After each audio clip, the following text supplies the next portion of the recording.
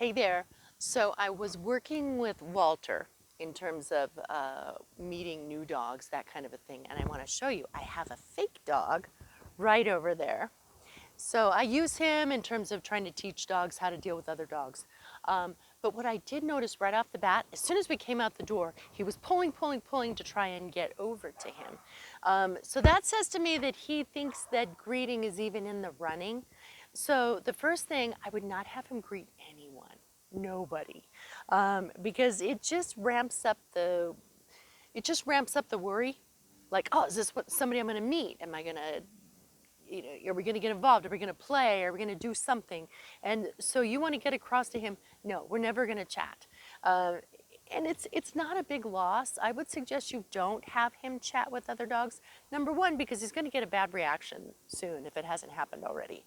That's going to ramp up the tension all the more. But secondly, you don't really want to have him meet everyone because it just, again, it just ramps up tension that doesn't need to be there. You're not missing anything. He's not missing a lot of anything social by just going by and meeting a dog on leash. It's just like you don't get a lot that's very valuable socially by walking down the street waving hi. It's just not that much happens. So you have a lot of downside, which is that he might get a bad reaction, very little upside. There's just not a lot socially that happens between dogs on leash. If you want them to be doing something on leash, if you want them to be doing something, that would be better handled by actually spending time with one or two dogs, or like when he comes over here and has dogs to play with. Those are valuable interactions. But on leash, no big deal.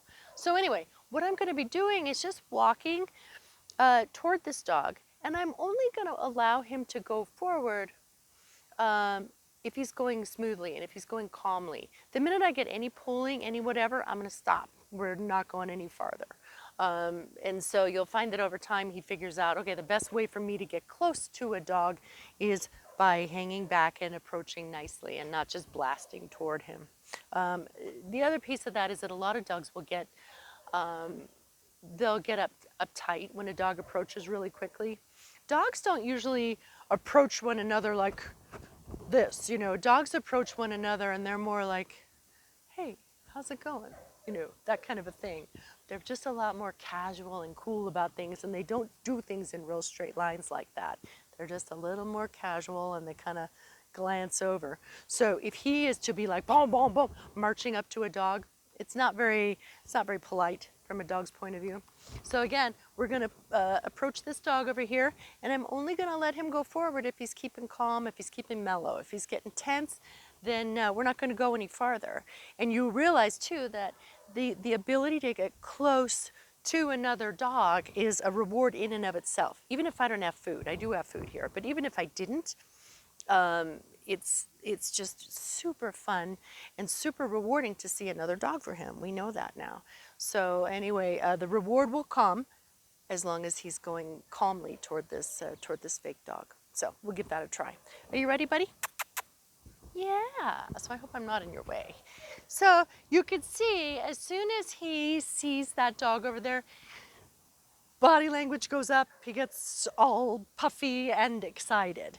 So I'm just gonna watch that body language. What I'm looking for is more calm, easygoing, nice body language. He's got his ear on special, very cute. But let's just go. So if he's pulling, I'm not going any farther. I'm just gonna wait. Actually, he did look back at me. I'm waiting for him to turn and look back at me, not directed at the dog right there. Yes. Okay, if we're walking and he's pulling, good boy. So, gonna go, and I'm waiting for a look back to me. Yes. Very nice. Yeah. Really pulling, but that's fine. He's sniffing right now, which is kind of usually a little displacement behavior. Oh, it's super noisy in there. Good. So if he's sniffing, he's smelling the flowers, I'm happy about that. This I don't like, so I'm not going to go any farther. I'm just going to take him back a little bit. Yeah.